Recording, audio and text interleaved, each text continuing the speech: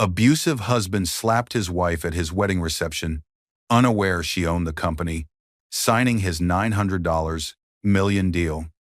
The champagne was still bubbling when Ethan Ward's hand struck across Grace's face.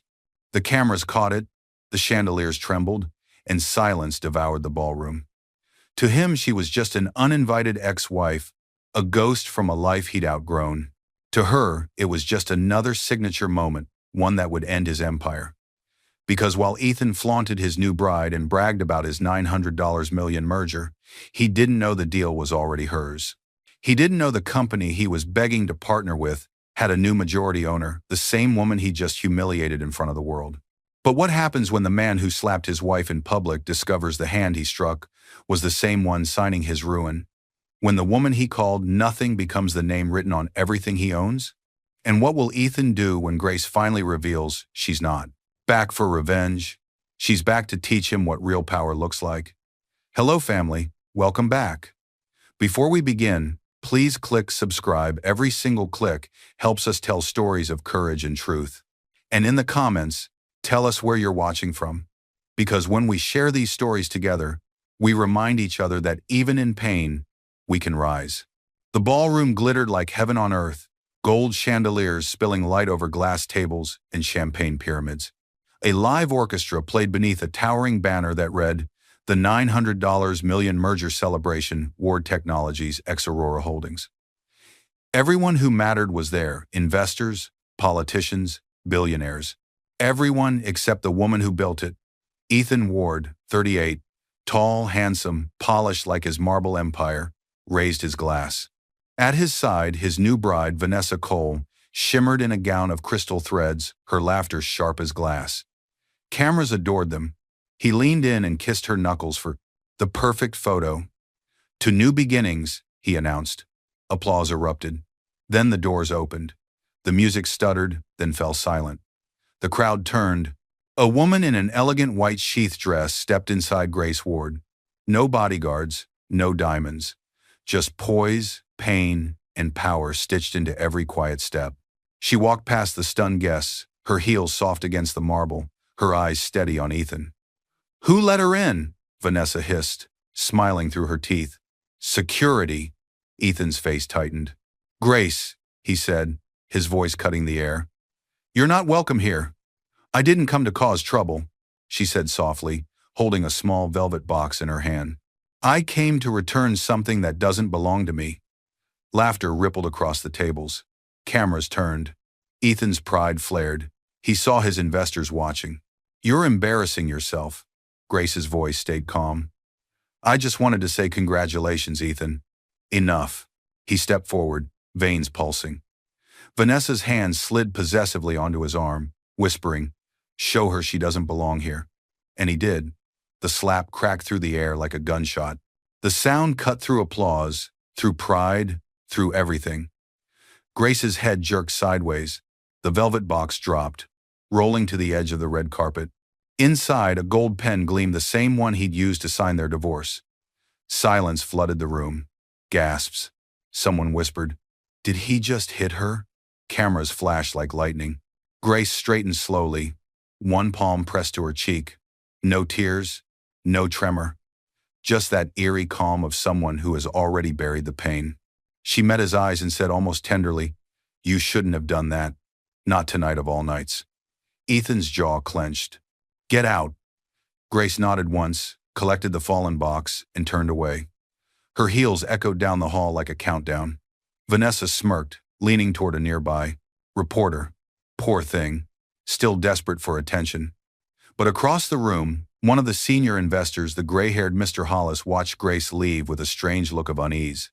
He whispered to his assistant, "Did you notice? That's the woman Harold Mercer introduced years ago, the one tied to Aurora's founding trust." The orchestra restarted awkwardly. Ethan forced a smile for the crowd, but his hands shook slightly around his glass. Somewhere behind him, a reporter murmured, "Who was she, really?" As the doors closed behind Grace, Mr. Hollis pulled out a message on his phone. "Aurora's new majority owner will arrive before midnight." He glanced toward the exit. His whisper vanished into the music. He has no idea who he just struck. Asterisk. The music had started again. but the air refused to move. Every laugh felt forced. Every clink of a glass cracked the silence that still lingered like smoke after an explosion. Grace's slap still echoed louder than the orchestra, louder than the applause trying to bury it. In the lobby, Grace walked past glittering guests, frozen mid-whisper. Some turned their faces away ashamed. Others watched with fascination the calm, humiliated woman who'd just been struck by one of the most powerful men in the country. A waiter reached out with trembling hands. "Ma'am, are you all right?" Grace smiled faintly. "I'm fine. Some storms don't deserve thunder." Her reflection glided across the marble doors as they closed behind her. Outside, the night wind carried away the last echo of the ballroom, but inside that glittering cage, Ethan Ward stood alone in the spotlight, shaken, furious, pretending not to be. Vanessa slid up beside him, fingers curling around his arm. "Don't let her ruin tonight," she whispered. "Everyone saw you handle it like a man." A man. The words soothed his pride like poison. Ethan forced a laugh, raised his champagne glass. "To new beginnings," he repeated, but his voice cracked under the weight of eyes that no longer admired him. At a nearby table, Mr. Hollis, the company's chief counsel, exchanged a look with his assistant. "That woman," he murmured. "Wasn't she part of the original Aurora Holdings negotiations?" The assistant nodded slowly. "She used to sign contracts under Harold Mercer's supervision when he was still alive." Mr. Hollis's expression darkened. "Then this is bad, very bad." Across the hall, Ethan's father leaned toward him. "Control yourself, son. Cameras are still rolling. You'll have to make a public statement before this leaks." Ethan's jaw tightened. It won't leak. But it already had. A few tables away, a young influencer live-streamed the whole thing, her phone glowing under the tablecloth. On social media, the clip was already spreading like wildfire. "Billionaire CEO slaps woman at his own wedding." Comments poured in. Hashtags bloomed like smoke. Vanessa didn't notice. She was too busy posing for photographers, pretending her husband's humiliation hadn't begun. Backstage, a makeup artist whispered to another, "That woman didn't look weak. She looked like someone who came here knowing exactly what she was doing." Grace, meanwhile, sat quietly in the back seat of her black sedan. She touched the faint red mark on her cheek, then opened the velvet box on her lap. Inside was the same gold pen, and beneath it, a contract embossed with the Aurora Holdings crest. Her lips curved, not in vengeance, but in certainty. She whispered to herself, "Power never needs to shout." In the ballroom, Ethan lifted his phone. The screen flashed with a message from his lawyer. "Urgent. New majority owner of Aurora Holdings requests meeting before midnight." Ethan frowned. "Tonight?" Mr. Hollis watched Ethan's face pale. Somewhere beyond the city lights, a black SUV turned toward the hotel inside. Grace flipped through documents. Stamped Aurora Holdings. Confidential. The night had only just begun. The rain that night had sounded like applause against their windows, back when applause still meant something. Grace sat at the kitchen table, scribbling figures in a ledger while Ethan paced behind her, phone pressed to his ear. The walls of their small apartment were lined with dreams, whiteboards filled with numbers, coffee-stained blueprints, and sticky notes that read, "Ward Technologies, the future." He had the voice of a man who believed the world owed him everything. "Tell the investors we'll triple returns in a year," he boasted into the phone. Grace looked up quietly. "Ethan, don't promise what you can't prove. We need another quarter before we scale." He cut her off. "Grace, please. Let me handle business talk. You're great with admin, but I'm the visionary here." Her pen stopped mid-stroke. For a second, she said nothing. Then she smiled faintly, the kind of smile that hides disappointment so well it looks like patience. "Of course, Ethan. I'll update the projections." That night, while he slept, she reworked the entire financial plan to save his deal. When the investors signed the next morning, he took all the credit.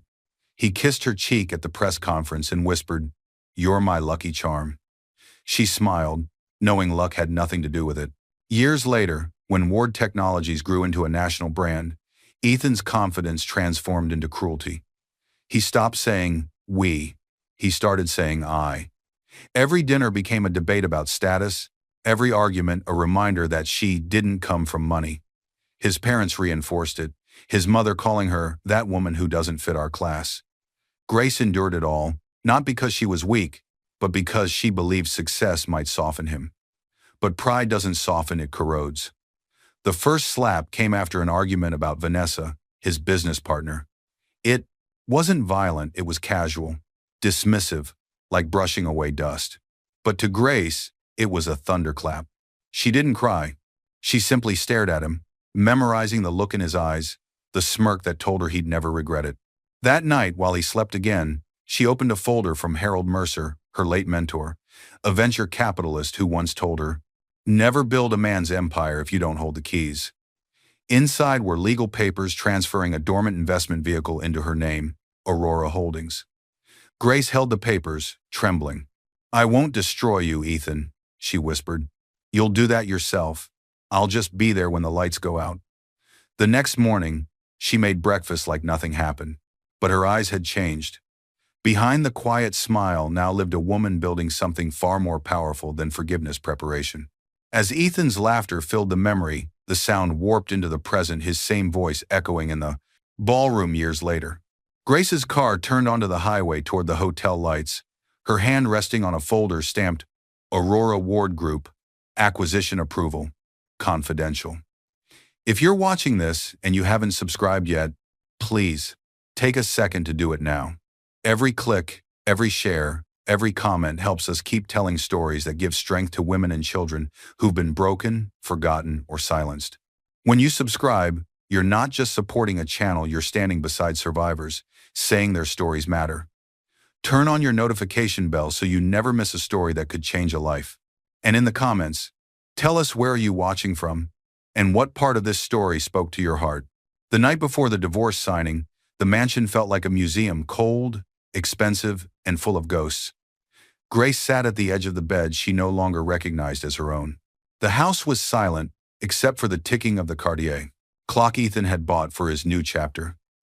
Each tick felt like a countdown to the moment her name would vanish from his life and his company's history.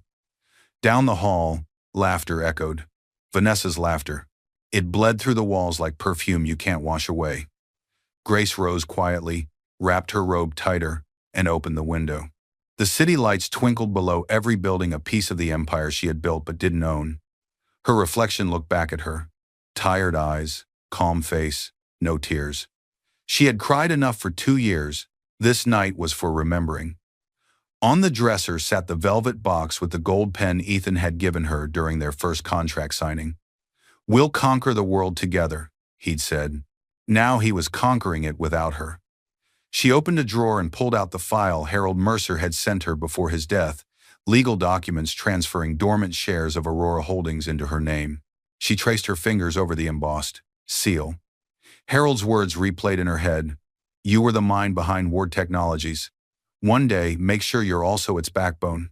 That night, Grace made her choice, not revenge, but ownership. She wouldn't fight Ethan for what he'd already destroyed. She would build something beyond his reach. She walked into his office quietly. The desk was littered with champagne glasses and Vanessa's lipstick-stained napkin. Grace placed the divorce agreement neatly on top, along with a gold pen. Then she added a small folded note. "Ethan, you taught me that love without respect is slavery. I'm setting us both free. By the time you realize what you lost, it will already belong to me. Grace." When the morning came, the servants whispered that Madam left without a word. Ethan found the letter, smirked, and tossed it aside like a joke. He didn't even notice the small drive she'd taken from his office drawer, the one that held backups of Ward Technologies contracts and upcoming merger proposals. To him, she was gone for good. To her, this was only an intermission. As her taxi rolled away from the mansion, Grace looked at her wedding ring one last time, then slid it off her finger. She dropped it into the glass of untouched champagne she'd carried out, bubbles rising around it like tiny ghosts. Outside, the dawn cracked across the skyline. For the first time, the sunrise didn't belong to Ethan, it belonged to her. In the fading glow of dawn, Grace opened her phone. A message from Harold Mercer's trustee blinked. "Aurora transition confirmed. Will await your leadership." She closed her eyes and whispered, "Soon." Somewhere Ethan was raising a glass, unaware it was to her name. The next morning, Golden sunlight poured through the glass walls of the Ward penthouse, gilding everything it touched except the people. Vanessa Cole stood in front of a massive mirror, wrapped in a silk robe, humming softly while stylists circled around her like bees around sugar. "Make it glossy, not greasy," she said to the makeup artist, adjusting the diamond choker Ethan had just gifted her. "Tonight's the real deal. The media dinner. The merger signing. I need to look like the future Mrs. Ward Technologies." Her reflection smirked back at her. Beautiful, flawless, unbothered. She had what Grace never did: youth, glamour, and Ethan's attention. Or so she thought. Ethan entered, fastening his cufflinks distracted, his phone glued to his ear. "Yes, Mr. Hollis, I heard you. The new Aurora representative will be there tonight, fine. Just make sure the contract's ready, no surprises." He ended the call, poured himself whiskey at 10 in the morning. Vanessa sauntered up behind him, wrapping her arms around his shoulders. "You're tense. It's a celebration, remember?" Ethan nodded absently. "Last night was a mess. Grace showing up like that? I can't have that kind of scandal hanging over a $900 million deal." Vanessa laughed, light and cruel. "Please." She looked like a ghost haunting her own mistake. Everyone saw how pathetic she was. "You slapped her, she still tried to look composed. I almost pitied her." Ethan turned to her, jaw tightening. "Don't talk about her." The room froze. Even Vanessa blinked, surprised by his tone. Then he softened his voice. "I mean, not today. Not with all the attention. The media's looking for any weakness." Vanessa smirked, hiding her unease. "Weakness? You just married strength, baby." She kissed him on the cheek, leaving a red mark he didn't wipe away. Across the room, the TV murmured softly, showing reruns of last night's celebration. The clip played again Grace's face. The slap, the silence. The reporter's voice said, "Unconfirmed sources say the woman was the CEO's ex-wife, Grace Ward." Ethan turned off the screen. "They'll forget it. They always do." But Vanessa's smile faded for the first time. "Still, you should have seen the way she walked out, like she knew something we didn't." Ethan poured another drink. "Grace has always known how to make an exit." Vanessa shrugged it off, returning to her reflection. "Anyway, after tonight, the world will know my name, not hers." She posed before the mirror one last time, as stylists adjusted the gown that shimmered like liquid gold. In that same mirror, for a fraction of a second, her eyes caught Grace's face on the paused TV screen, behind her serene, unreadable, powerful. The makeup artist dropped a brush. Vanessa frowned. Clumsy, but her voice wavered. As Vanessa turned away from the mirror, Ethan's phone buzzed again. A message from Mr. Hollis read, "Aurora's new owner has requested personal attendance at tonight's reception. She insisted on you signing the deal yourself." Ethan frowned. "She?" The hotel's conference floor buzzed like an anthill dressed in diamonds.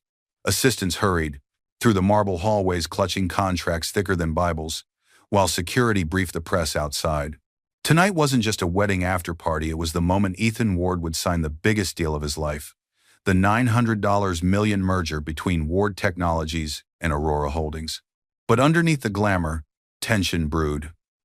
Inside the executive lounge, Mr. Hollis, the company's chief counsel, sat across from Ethan, documents spread across a mahogany table. His hands shook as he flipped a page. "Ethan, we've just received word that Aurora has changed representation. Their previous chairman, Harold Mercer, passed away last month. Did you know that?" Ethan didn't look up from his phone. "Of course I knew. That's why the deal moved faster. Someone probably inherited it as board, his daughter, whoever." Hollis hesitated. "Not a daughter. A successor. A new majority owner. She hasn't revealed her identity publicly, but she's insisted on signing in person tonight." Ethan scoffed. "Probably another corporate widow trying to make her mark. As long as she brings a pen, I don't care who she is." Still, something flickered across Hollis's face, unease that refused to hide. "Ethan, I've reviewed the signature authorizations. They came from someone using a new division name, Aurora Ward Group." That suffix, Ethan cut him off sharply. "Ward? Coincidence. Don't start conspiracy theories on merger night." Hollis leaned closer. "Coincidences don't buy controlling shares overnight." Before Ethan could respond, Vanessa burst in, glittering in gold, flanked by photographers. There you are. Everyone's waiting downstairs for pictures. Stop worrying, it's party time. She looped her arm through his and kissed his cheek for the cameras. Ethan forced a smile. Give me 5 minutes. As she left, Hollis lowered his voice. Ethan, I need to be honest. I think this new owner knows you. Personally. Ethan's eyes narrowed. What are you talking about? Hollis hesitated, then slid a tablet across the table. On the screen was a blurred image CCTV footage from the lobby earlier that day. A woman in a white sheath dress, head held high, walking through the hotel entrance escorted by 2 legal aides. The image froze on her profile. Grace. Ethan went cold. His hand tightened around his glass until it cracked. That's impossible, he whispered. She's using her maiden name, Hollis said quietly. Grace Carter Ward Mercer. And she's the new majority owner of Aurora Holdings. For a moment, Ethan couldn't breathe. The same hand that had slapped her now trembled. He forced a grin that didn't reach his eyes. Fine. Let her play CEO. She can watch me close this deal like a real professional. Hollis didn't answer. He simply gathered the papers with slow, deliberate care, as if folding a warning into every page. As Ethan left the room, the cracked glass dripped whiskey onto the merger papers, smearing the ink over one phrase in bold. Final signatory, Grace Carter Ward Mercer. Downstairs, a limousine door opened, and Grace stepped out. The storm outside beat against the small apartment window like it was trying to test her resolve. Grace sat cross-legged on the floor, surrounded by papers, the glow of her laptop washing over her calm face. Gone were the pearls, the designer dresses, the mansion halls that once echoed with her silence. Tonight, she was a woman starting again from ashes and arithmetic. A single mug of cold coffee sat untouched beside her. Her desk was the floor, her pen a weapon. Lines of financial data filled the screen. Aurora Holdings' dormant subsidiaries, share acquisitions, and board vacancies. Every number she studied was another step away from the woman Ethan once belittled. She whispered to herself, "They thought I was the accessory. They never realized I was the architect." Flashback within flashback. 3 months earlier, before Harold Mercer passed, he had called her into his office, bookshelves towering like witnesses to wisdom. "Grace," he'd said, his frail voice still lined with command. "Men like Ethan burn bright and fast, but they forget who built their fire. Take my advice, build quietly. Control the oxygen." He slid a file toward her legal transfer documents. 40% of Aurora Holdings. You've earned it. I trust you'll know what to do when the time comes. Back in the present, she smiled faintly, eyes glistening. "You were right, Harold. The time is now." She picked up her phone and called Daniel, her former financial analyst, the only one who'd stayed loyal. "I need Aurora's remaining shares," she said. "Grace, that's billions in hidden assets. You'll be challenging entire boards." "I'm not challenging anyone," she replied calmly. "I'm reclaiming what was mine all along." Over the plan, the next few weeks, she moved like a shadow through the corporate world. Silent, strategic, unstoppable. She bought minor shareholding groups under shell companies, turned rivals into allies, and used every bit of insider knowledge Ethan once bragged about in her presence. One late night, when the last document was signed, she leaned back in her chair and stared at the Aurora Holdings logo on the screen, now registered under Aurora Ward Group. The name pulsed softly like a heartbeat. Her new identity was sealed. Grace walked to the window and looked out at the rain-drenched skyline. The city that had once witnessed her humiliation would soon see her return, but this time, she wouldn't arrive as a wife seeking closure. She would arrive as the owner of the very empire that fed Ethan's arrogance. She placed Harold's old fountain pen beside her laptop, whispering, "Thank you for teaching me silence. Now watch what silence can do." Outside, thunder cracked a distant applause for Conning, a woman who had learned to command storms instead of surviving them. Grace shut down her laptop, the Aurora logo fading into darkness. Her phone buzzed an invitation to the merger gala she had been waiting for. She smiled. Perfect timing. Far across the city, Ethan raised a toast, unaware the woman he'd struck was coming to sign his downfall. The ballroom that had been a stage for humiliation now glittered with deception. Bright lights, red carpets, and champagne towers camouflaged the tension pulsing through every guest. The massive LED screen at the back glowed with the headline, Aurora Holdings X Ward Technologies, $900 million merger, signing event. Vanessa sparkled like a walking advertisement in gold, parading from camera to camera with her perfect PR smile. Ethan, stand taller, she whispered through her teeth as flashbulbs flared. You look nervous. Ethan forced a grin, shaking hands with executives, each smile stretched thinner than the last. Mr. Hollis stood near the stage, his expression unreadable. Documents clutched to his chest. The MC's voice boomed through the speakers. Ladies and gentlemen, tonight we witness history, an alliance worth nearly $1 billion, merging innovation with global reach. Please welcome the CEO of Ward Technologies, Mr. Ethan Ward, and Aurora Holdings' new majority owner. Ethan's breath caught, the music swelled, the doors opened. Grace entered. The crowd froze, the way crowds always do when the truth walks in wearing calmness like armor. She wasn't in glitter or silk. Her dress was simple white satin, a statement of quiet defiance. Behind her, two Aurora executives carried the final contract. For a heartbeat, Ethan forgot how to breathe. Vanessa's champagne flute slipped from her hand, shattering like the lie their life had been built on. Grace reached the stage with poise, acknowledging no one but the MC. Thank you, she said softly, her voice like velvet, wrapped around steel. Let's proceed. The room shifted from disbelief to awe. Cameras turned. Investors whispered, recognizing her name, Grace Ward Mercer. Ethan's throat tightened. He managed to step forward, his smile trembling. This must be a misunderstanding. You're not. Grace's gaze cut him cleanly. Still your wife? No, Ethan. You signed that freedom away. You should read what you sign. A ripple of gasps spread across the hall. Vanessa tugged at Ethan's sleeve, whispering, Say something, fix this. He couldn't. The microphones caught the silence louder than any confession. Grace turned to the audience. When Aurora Holdings sought new leadership, Harold Mercer believed in transparency and integrity. Two values I learned the hard way. Tonight, I bring those values here. She opened the folder, revealing her signature already printed beside the Aurora seal. This merger will redefine ownership and accountability. Ethan's vision, blurred. He could feel hundreds of eyes judging, the world spinning in slow motion. Grace extended a graceful hand toward him, her smile faint but lethal. Come, Ethan.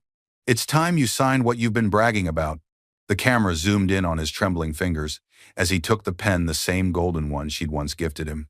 As Ethan's pen hovered above the page, Grace's assistant whispered to a reporter, Clause 14 has been added. The reporter frowned, scrolling through the leaked draft. The camera panned back to Grace's calm face. Whatever Clause 14 was, it would change everything. The ballroom held its breath. Every camera lens, every whisper, every glittering chandelier leaned toward the stage where Ethan Ward's empire was quietly collapsing. Grace stood still, luminous yet unshakably calm. The soft hum of cameras made her every gesture feel monumental. The merger documents lay open on the table between them. Ethan's company, his pride, identity, and the single line of ink that would decide his future. Clause 14, she said gently, as if teaching a lesson, is missing. Ethan blinked. Clause what? Her assistant, a sharp young man in a dark suit, stepped forward, sliding a second document toward the table. The updated clause, ma'am. Ethan frowned, scanning the page. It was dense legal text, one line standing out in bold. Aurora Holdings shall retain full executive control and power of appointment over Ward Technologies for a probationary term of indefinite length. His voice caught. This gives you control of my company. Grace tilted her head slightly. Correction. It gives Aurora Holdings control. I simply represent Aurora Holdings. Laughter fluttered nervously through the crowd, unsure, disbelieving, fascinated. The investors leaned closer, reading the projected clause now glowing on the LED screen. Vanessa's nails dug into Ethan's arm. Don't sign that. You'll be a figurehead. She's stealing your crown in front of everyone. Grace looked at Vanessa, her tones sharp yet composed. I don't steal what I built. I reclaim what was misused. Ethan slammed the pen down. You planned this, didn't you? The humiliation last night, was that part of your performance? Grace's calm never wavered. No, Ethan. That was yours. A murmur swept through the crowd. A reporter whispered, "She's quoting him from the wedding video." Mr. Hollis stepped forward from the side of the room, his voice deliberate. "Mr. Ward, the clause is legal. If you refuse, the entire deal collapses and your company's liquidity won't survive the month. You need this merger." Ethan stared at him in disbelief. "You knew?" Hollis's silence was answer enough. Vanessa hissed, "Don't do it.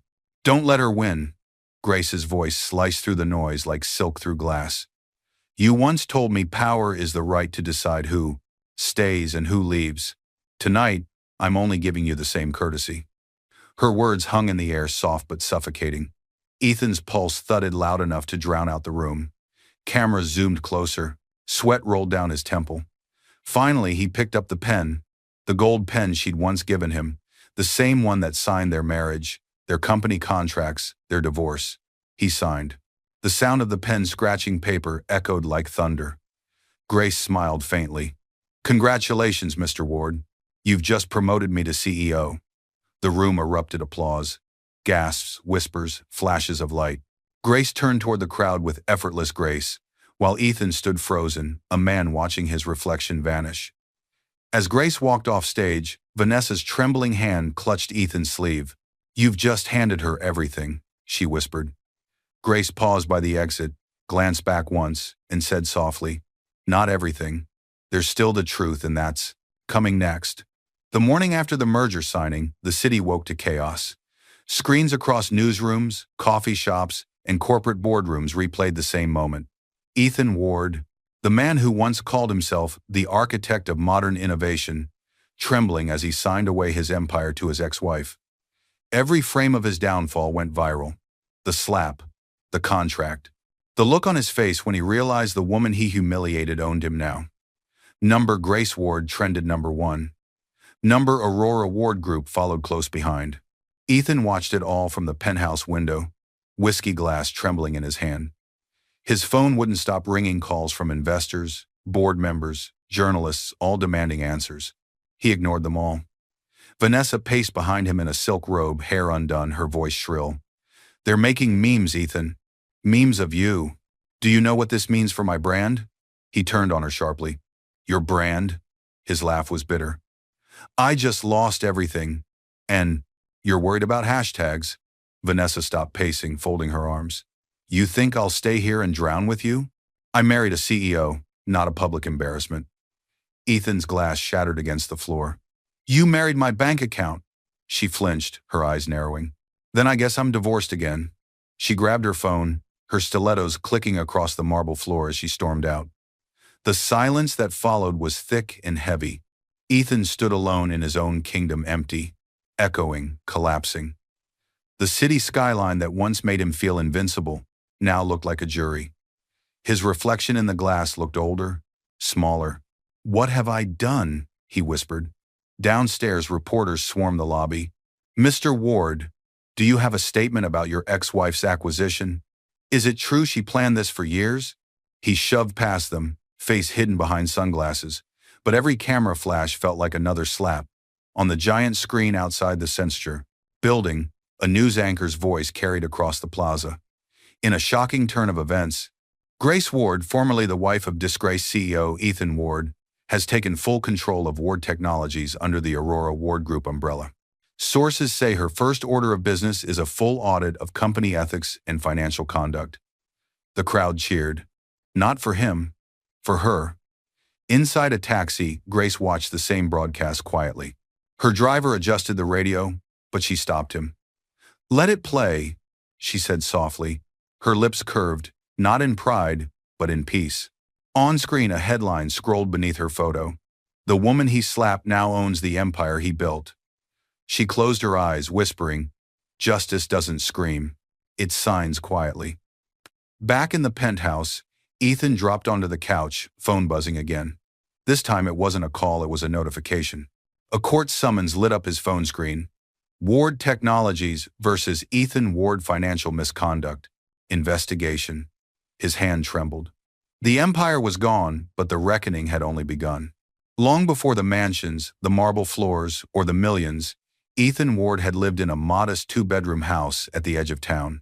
His mother, Eleanor Ward, worked double shifts at a diner, her hands always smelling faintly of dish soap and burnt coffee. He had been her pride, the boy who fixed radios, aced his exams, and promised he'd buy her a house with windows taller than trees. Every night she'd whisper before bed, "Don't let success turn you into the man who forgets the woman who washed his feet." But memory is fragile when it gets too close to money. Years later, in a gleaming apartment overlooking the skyline, Eleanor had stood quietly while Ethan bragged on a call. "I don't need anyone's help.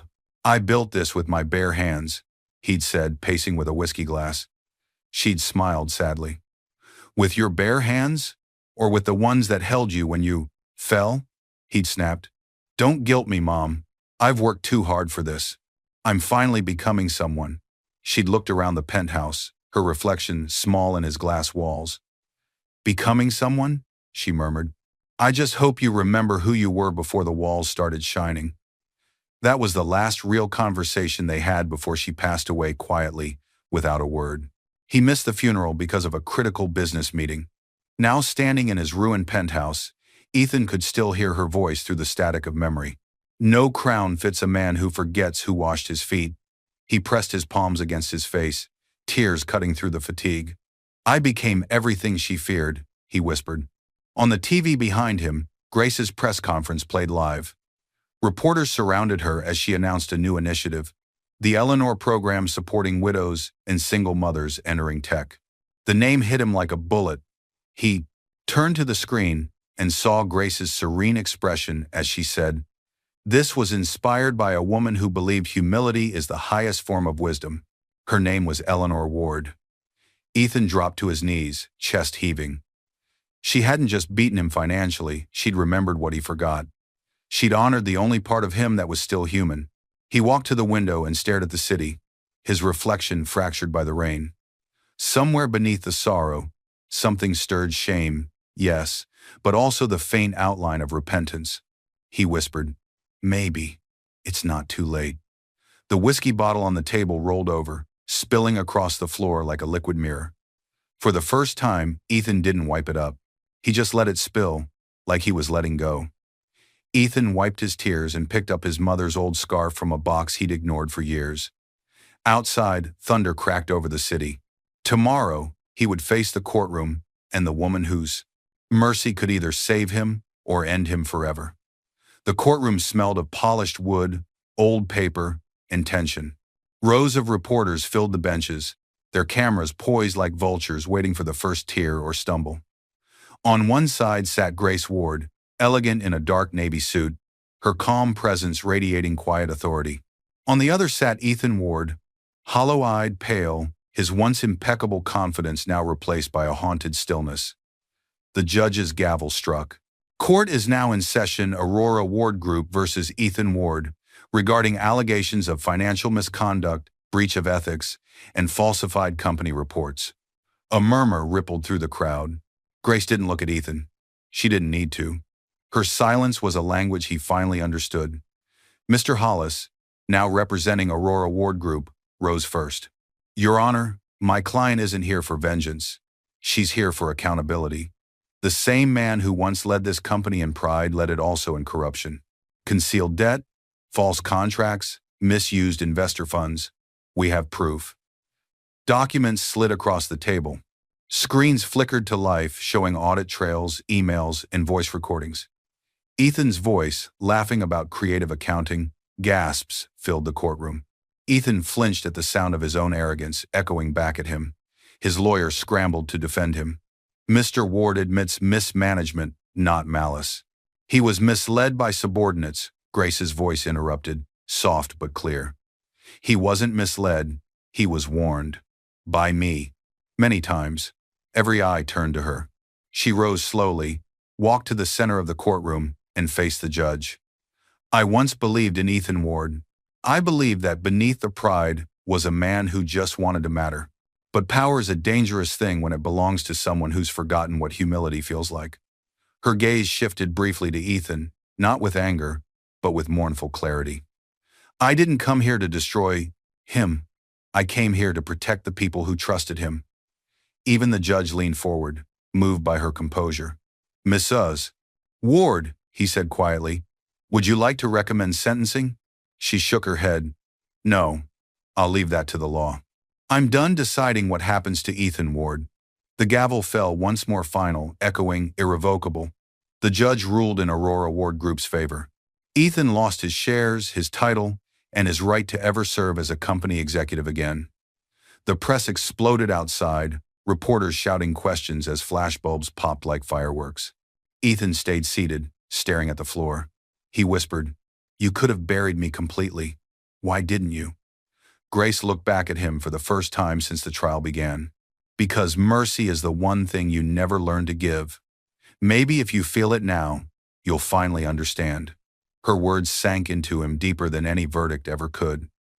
As Grace stepped out into the sunlight, her driver handed her a letter with Ethan's name on it.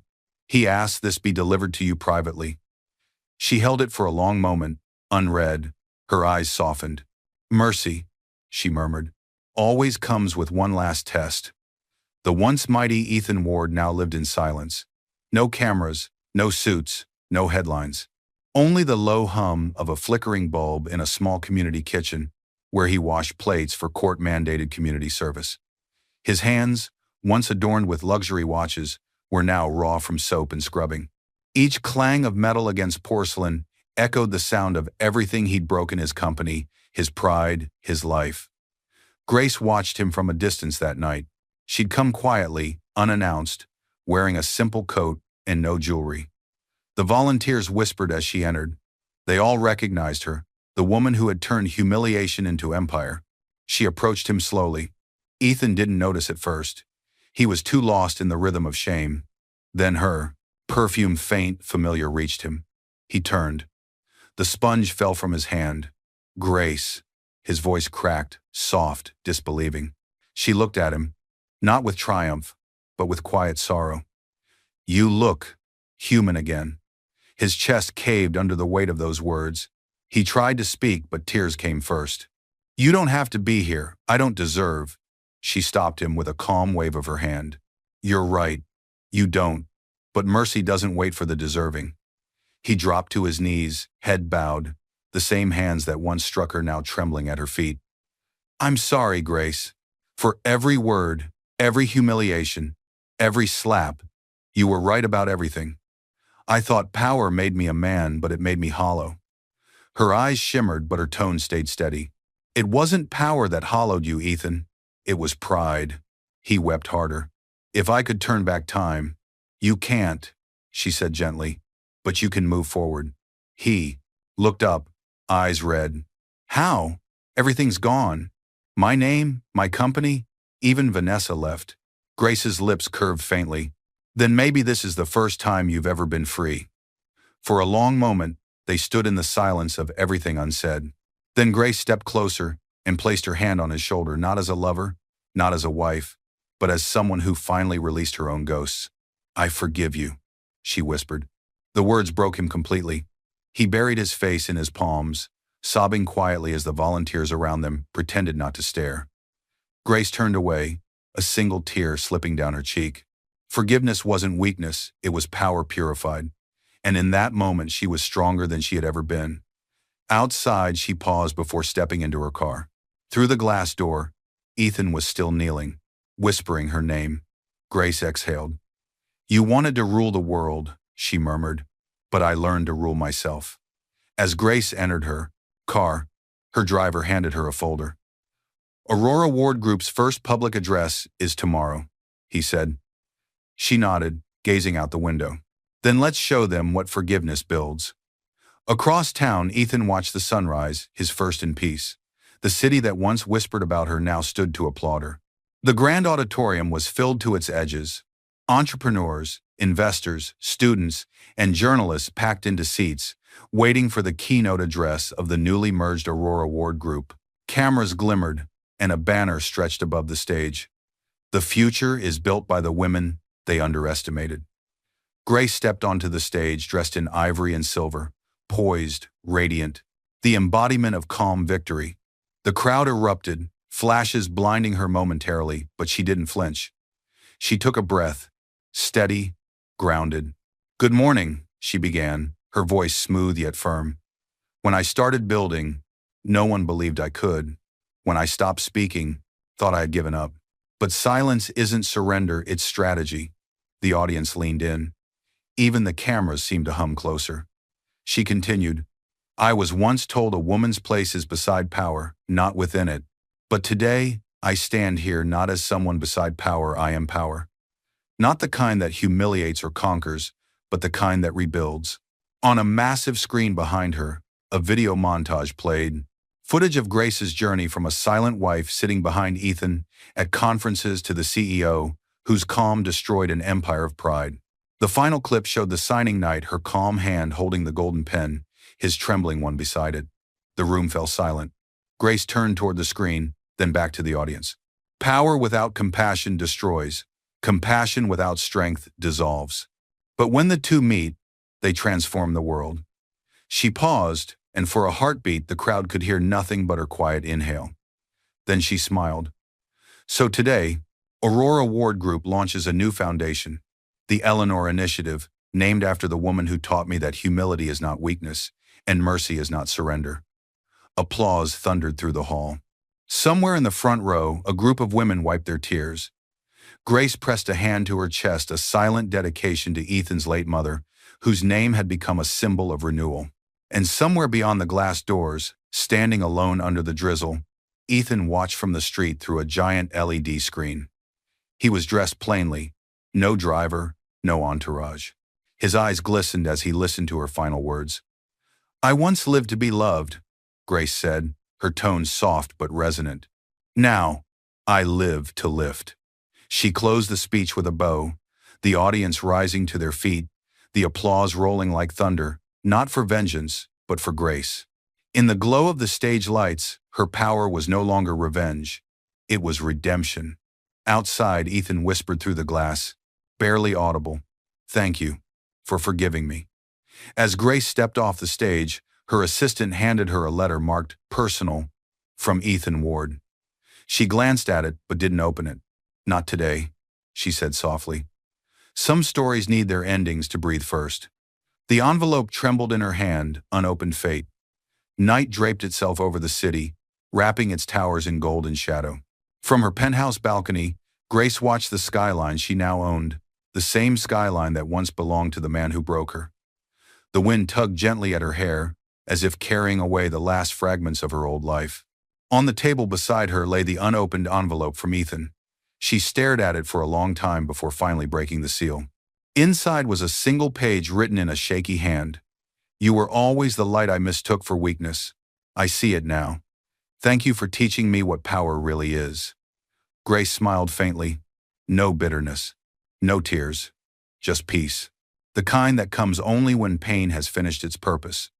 She folded the letter carefully, placed it under a small framed photo of her younger self, and whispered, "We made it." Below her, the Aurora Ward Group logo glowed bright against the night, a beacon born from ruin. Grace turned from the window as dawn began to rise. "Let tomorrow find its own battles," she said softly. The city lights dimmed, the screen faded to black, and the story ended where strength began, in silence.